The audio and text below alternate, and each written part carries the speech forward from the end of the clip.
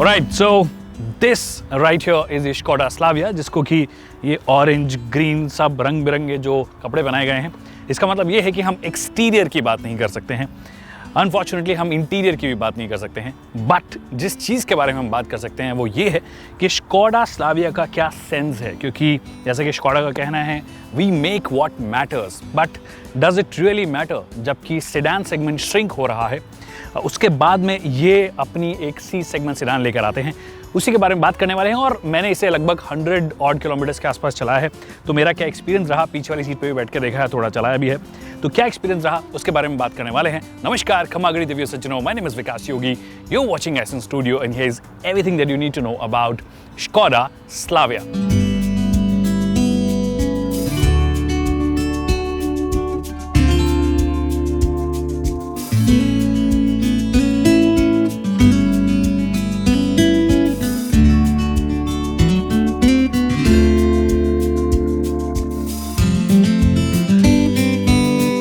Alright, so the first things first, what platform Rapid already है C segment sedan में, जहाँ पर Honda City आती है, Rapid है, वरना है, Ciaz है, ऐसी बहुत सारी गाड़ियाँ आती है। तो इसका क्या सेंस है? इसका सेंस ये है कि Rapid अब इतनी पुरानी हो चुकी है और उसका प्लेटफॉर्म इतना पुराना हो चुका है कि वो शायद मार्केट के लिए उतनी रेलेवेंट ना हो। हालांकि किसी किसी महीने वो Škoda की टॉप सेलिंग कार भी रही है, बट उसके बाद भी Škoda को लगता है कि ये नई जो सी सेगमेंट सेडान है ये उसको अच्छे से रिप्लेस कर सकती है और उनके लिए ज़्यादा बेहतर नंबर लाकर दे सकती है। अब वो क्या होगा नहीं होगा वो तो समय बताएगा। मैं आपको बता देता हूँ कि प्लेटफॉर्म क्या है। ये इनका MQB AO इन या A0 इन जो प्लेटफॉर्म है, जो इंडियनाइज्ड उसका वर्जन है, उसी पर बेस्ड है, जिस पर हम पहले कुशाक देख चुके हैं और Volkswagen अपनी टाइगुन ला चुका है। यहाँ पर इनकी पहली सेडान है और जैसे कि हमेशा होता आया है कि पहले अभी कुशाक आई, फिर उसके बाद में टाइगुन आई, ये आएगी और उसके बाद में Volkswagen का जो अपना वर्जन होगा सेडान का वो आएगा। प्लेटफॉर्म की मैं बात कर ही चुका हूँ। इंजन ऑप्शंस की जहाँ तक बात है तो इंजन ऑप्शंस भी वही आपको मिलने वाले हैं जो कि आपको कुशाक में मिले थे, क्योंकि सेम प्लेटफॉर्म है। ऑलमोस्ट अंडरपिनिंग्स जो हैं वो सारी की सारी शेयर करने वाले हैं। व्हील बेस भी इनफैक्ट अगर आप बात करोगे तो 2651 mm है, जो कि इसका हाईएस्ट व्हील बेस हो सकता है। इससे ज़्यादा ये प्लेटफॉर्म एक्सटेंड नहीं हो सकता, तो वही इन्होंने प्लेटफॉर्म यूज़ किया है। Engine options like I said same Kushaq वाले हैं। 1 लीटर आपको मिलने वाला है, एक TSI और एक 1.5 लीटर TSI मिलने वाला है। 1 लीटर TSI जो है वो लगभग 115 PS की पावर, मतलब लगभग 113 bhp के आसपास की पावर निकालता है। 175 न्यूटन मीटर्स के आसपास पीक टॉर्क निकालता है। हमने इसके मैनुअल और ऑटोमेटिक दोनों को चला के देखा है। थोड़ी देर में बात करेंगे कि कैसा हमें लगा और क्या पसंद आया क्या नहीं पसंद आया। उसके बाद में एक आता है 1.5 लीटर का TSI इंजन, जो कि इनका ग्लोबली प्रूवन इंजन है, बहुत ही शानदार इंजन है। उसके बारे में, परफॉर्मेंस के बारे में बात करेंगे। बट उसके साथ में आपको एक 6 स्पीड का मैनुअल ट्रांसमिशन मिलता है और एक 7 स्पीड का DSG मिलता है। 1 लीटर के साथ में आपको एक 6 स्पीड का मैनुअल है और एक 6 स्पीड का टॉर्क कन्वर्टर मिलता है। दैट्स राइट, 1.5 लीटर अगर आप लेंगे तो आप वही Volkswagen का काफ़ी फेमस इनफेमस कुछ जगहों पे आपको 7 स्पीड DSG मिलता है, जो कि डुअल क्लच ट्रांसमिशन है, और एक 6 स्पीड का मैनुअल ट्रांसमिशन मिलता है। नाउ अगर आप डिमेंशंस की बात करोगे तो डिमेंशंस के मामले में ये एक्चुअली अगर आप राइवल से कंपेयर करोगे तो सिटी के बहुत ज़्यादा पास में है। मतलब वही 7-8 mm 4-5 mm का फ़र्क है, बट मोर और लेस दोनों के दोनों जो गाड़ियाँ हैं देखने में भी आपको नज़र आएगा कि बहुत ज़्यादा डिमेंशंस के मामले में सिमिलर लगने वाली है। हमें ग्राउंड क्लियरेंस नहीं बताई गई है, बट जितना हमने चलाया हमें लगा है कि 165-170 mm के आसपास का ग्राउंड क्लियरेंस होना चाहिए, जो कि मोर देन इनफ होता है। अगर आप थोड़ा साइड से आएंगे तब आपको इसकी लंबाई का ज़्यादा अंदाजा होगा। साइड में आने के बाद जैसे कि मैंने कहा था, आपको पता लगेगा कि गाड़ी एक्चुअली काफ़ी लंबी है, रैपिड से लंबी है। रैपिड क्या, ऑक्टाविया का जो फर्स्ट जनरेशन मॉडल था उससे भी लंबी है। और जो सेगमेंट में सबसे बड़ी गाड़ी है सिटी, उसके आसपास आपको लगने वाली है। सिर्फ 9 mm का फ़र्क है, मतलब 9 mm छोटी है, बट विड्थ के मामले में थोड़ी सी बड़ी है। वहीं पे हाइट के मामले में थोड़ी वही 3-4 mm 5 mm का फ़र्क है। बहुत ही मामूली फ़र्क है, मैं आपको बता भी नहीं सकता कितना फ़र्क है। तो आपको देख कर लगेगा एक्चुअली गाड़ी काफ़ी लंबी है। टायर्स की अगर आप बात करोगे तो ये ब्लैकेंड एलॉयज दिए गए हैं और गुडियर के आपको टायर्स मिलते हैं। 205/55 R16 इंच के टायर्स आपको दिए गए हैं। आई विश इसका जो टॉप एंड वेरिएंट हो उसमें 17 इंच भी दिए जाएं, बट अभी जो हमें नज़र आ रहा है वो ये नज़र आ रहा है कि 16 इंच के आपको टायर्स दिए गए हैं। बाकी और कुछ हम बात कर नहीं सकते हैं, रेयर की बात नहीं कर सकते हैं, मतलब एक्सटीरियर एलिमेंट्स और फीचर्स जो उनके बारे में बात नहीं कर सकते हैं। अब सीधे आते हैं उस मुद्दे पर जिसके लिए हम आए हैं, इस इवेंट में आए हैं, इस ड्राइव में आए हैं, और वो है इसको चला के देखना। तो जैसे कि मैंने कहा, हमने 100-125 किलोमीटर के आसपास इस गाड़ी को चलाया, थोड़ा बैठे थोड़े चलाए, और सभी जो पावर ट्रेन ऑप्शंस हैं उनको हमने एक्सपीरियंस किया। Starting with the 1 litre manual transmission, उसी से हमने शुरुआत की थी। 1 लीटर मैनुअल ट्रांसमिशन देखिए it's easy to live with. ऐसा नहीं है कि बहुत ज़्यादा परेशानी आपको उसमें होने वाली है। हाँ ठीक है, आउटराइट परफॉर्मेंस अगर आप एक्सपेक्ट कर रहे हैं तो वो आपको नहीं मिलेगा। हो सकता है कि इसी के सेगमेंट में अगर आप नेचुरली एस्पिरेटेड इंजन जाते हैं, फॉर एग्जांपल सिटी या फिर वरना का 1 लीटर अगर आप टर्बो जाते हैं, तो आउटराइट परफॉर्मेंस शायद वहाँ पर थोड़ी बेहतर आपको लगने वाली है, but it's easy to live with. Manual transmission की अगर आप बात करोगे, एक जो शिकायत मुझे नज़र आई है, जो कि इसमें भी है और कुशाक में भी है, वो ये है कि इंजन काफ़ी वोकल हो जाता है, थोड़ा नॉइजी हो जाता है कुछ जगहों पे। तो इंसुलेशन शायद थोड़ा बेहतर किया जा सकता था, उसमें मुझे थोड़ी कमी लगी, तो वो थोड़ा बेहतर डेफिनेटली होना चाहिए था। और बाकी अगर आप क्लच की बात करोगे या गियर बॉक्स की बात करोगे, मतलब जो शिफ्ट्स हैं गियर बॉक्स के, वो बहुत ही ईजी हैं, ईजी टू स्लॉट इन है, कोई दिक्कत नहीं आती है, कहीं पर भी कन्फ्यूज़ नहीं होता है गियर बॉक्स। क्लच का जो ट्रैवल है वो भी बहुत अच्छा है। तो उस लिहाज से आप डेफिनेटली जैसे लो एंड टॉर्क की अगर आप बात करोगे, तो वहाँ पर डेफिनेटली आपको थोड़ा सा लगेगा कि लो एंड टॉर्क शायद थोड़ा और बेहतर होता तो मज़ा आ जाता, बट वो चीज़ नहीं यहाँ पे है। एक बार once you are on the move, mid range में जब आप पहुँच जाते हैं, जहाँ पर एक्चुअली इसकी पावर भी है, वहाँ पे आने के बाद में आपको कोई परेशानी नहीं होती है, बहुत ही ईजिली फिर उसको चलाना आपको लगने वाला है। Mid range like I said, easily आप ट्रिपल डिजिट स्पीड्स कर सकते हैं, कोई दिक्कत नहीं होती है, बट जो आउटराइट परफॉर्मेंस है या आप स्कोडा से उम्मीद करते हो वो चीज़ नहीं आती है। फिर एक फैक्टर आता है कि राइड और हैंडलिंग बैलेंस कैसा है, क्योंकि अगर आप बहुत ज़्यादा राइड फोकस हो जाते हैं तो हैंडलिंग खराब हो जाती है, और हैंडलिंग फोकस हो जाती है तो राइड में थोड़ी बहुत परेशानी आ जाती है। तो यहाँ पर एक ठीक ठाक बैलेंस आपको नज़र आएगा कि जो हमारे एंडुलेशंस हैं एक्चुअली उनको ठीक ठाक तरीके से हैंडल कर लेती है, कोई दिक्कत नहीं आती है। और जैसे कि मैंने कहा, ग्राउंड क्लियरेंस जो है वो हमें पता नहीं है अभी, बट 165-170 mm के आसपास होना चाहिए, और वो रेगुलर जितने भी रोड्स हमारे यहाँ मिलते हैं उनको अच्छे से टैकल करता है। टायर्स में ग्रिप भी ठीक ठाक आपको नजर आएगी, तो वैसी कोई परेशानी नहीं है। हालांकि हमें से बहुत ही ख़राब रास्तों पे तो नहीं लेकर गए हैं, मेनली हाईवेज़ पे और शहर वाले रास्तों में चला है। अब जब शहर की बात कर ही रहे हैं तो आपको बता दूँ कि जो मनूवरेबिलिटी है, मतलब इस गाड़ी को चलाने के बाद आपको हो सकता है Hyundai की याद आए। वो इसलिए क्योंकि जो स्टीयरिंग है वो काफ़ी लाइट आपको लगेगी शहर के हिसाब से, जो कि अच्छी बात है। इजी टू मनूवर है, गाड़ी लंबी है बट लगता नहीं है कि बहुत लंबी आपकी गाड़ी होने वाली है। It's all good there for sure, वो कोई दिक्कत नहीं है।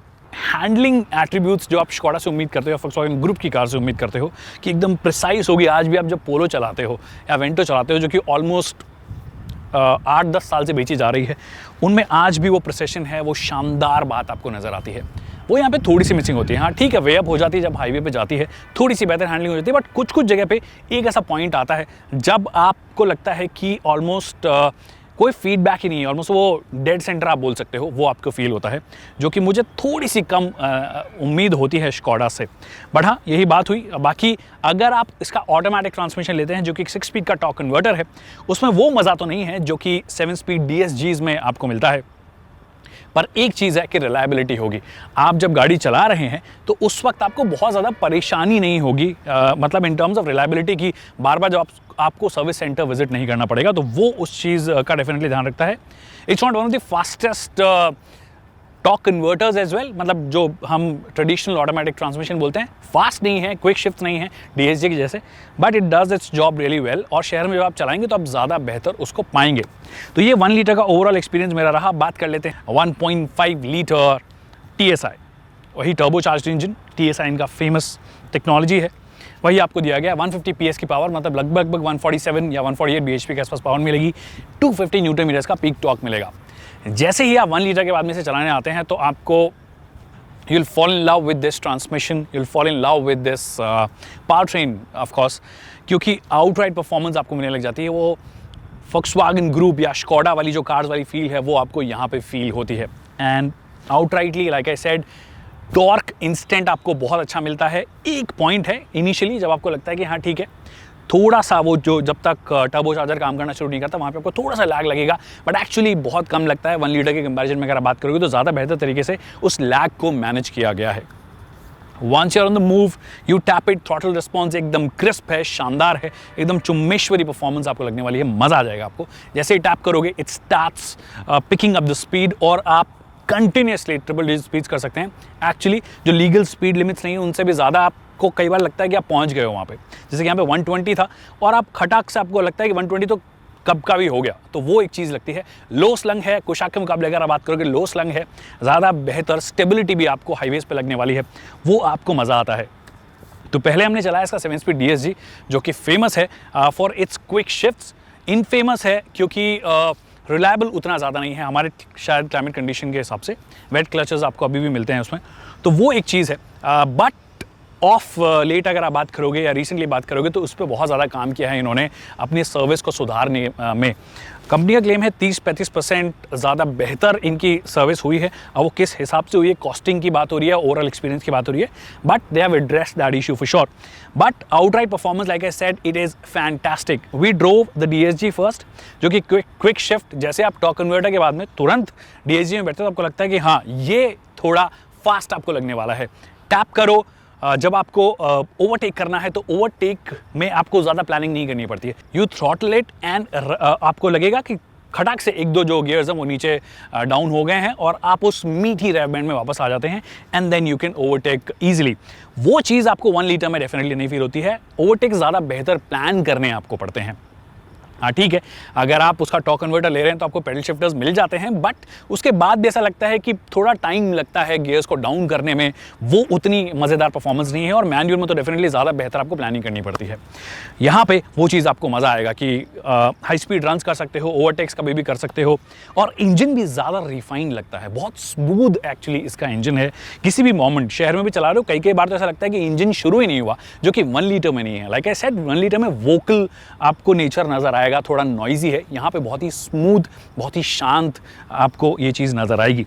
तो ये तो होगी DSG की बात, जो मुझे overall of course torque converter के ऊपर मैं हमेशा DSG प्रेफर करूंगा, बट रिलायबिलिटी अगर आप देख रहे हैं तो आप हमेशा टॉर्क कन्वर्टर प्रेफर करें, ज़्यादा सुखी रहेंगे। अब जब मैनुअल ट्रांसमिशन की बात आती है तो उसमें एक चीज़ जो आपको तुरंत फील होगी वो ये है कि क्लच का जो ट्रैवल है वो मतलब एक तो हल्का सा थोड़ा ज़्यादा है और थोड़ा भारी है, तो आपको थोड़ी प्लानिंग करनी पड़ती है। तो अगर आप शहर में ज़्यादा चला रहे हैं, जो कि मैंने आज शहर में चलाया भी 1.5 लीटर इसका जो 6 स्पीड मैनुअल है, वहाँ पे क्लच भारी आपको काफ़ी लगता है और ट्रैवल भी थोड़ा सा ज़्यादा लगता है एज़ कम्पेयर टू 1 लीटर जो मैनुअल ट्रांसमिशन है, उसका क्लच ट्रैवल भी कम है और लाइट भी है। तो यहाँ पे थोड़ी सी आपको वो चीज़ की मशक्क़त करनी होगी कि अगर आपने लेग डे स्किप कर दिया है तो आपका लेफ्ट लेग की एक्सरसाइज तो डेफिनेटली हो जाएगी, that's not a problem at all. तो वो एक चीज़ है, बट फन है। अगर आप मैनुअल ट्रांसमिशन के दीवाने हैं, DSG से ज़्यादा फास्ट आपको लगने वाला है। व्हील स्पिन तुरंत आपको फील होगा कि हाँ इतनी पावर है, तो मज़ा आ जाता है इसको चलाने में, तो वो एक चीज़ डेफिनेटली आपको फील होगी। बाकी लाइक आई सेड ब्रेकिंग की अगर आप बात करोगे तो ब्रेक्स ठीक है, बट अभी इन्हें और कैलिब्रेट करना बाकी है, ऐसा कंपनी का कहना है, तो शायद ब्रेकिंग और बेहतर ही होगी। आई होप कि टॉप एंड वेरिएंट में हमें ऑल 4 डिस्क ब्रेक मिले, बट नहीं मिलेगा क्योंकि कुशाक में हमें सिर्फ 2 डिस्क ब्रेक मिले थे और 2 ऑफकोर्स ड्रम ब्रेक्स थे, तो वो चीज़ थोड़ी सी और बेहतर हो जाए, बट उसमें एक्चुअली ब्रेकिंग की बहुत ज़्यादा दिक्कत थी नहीं।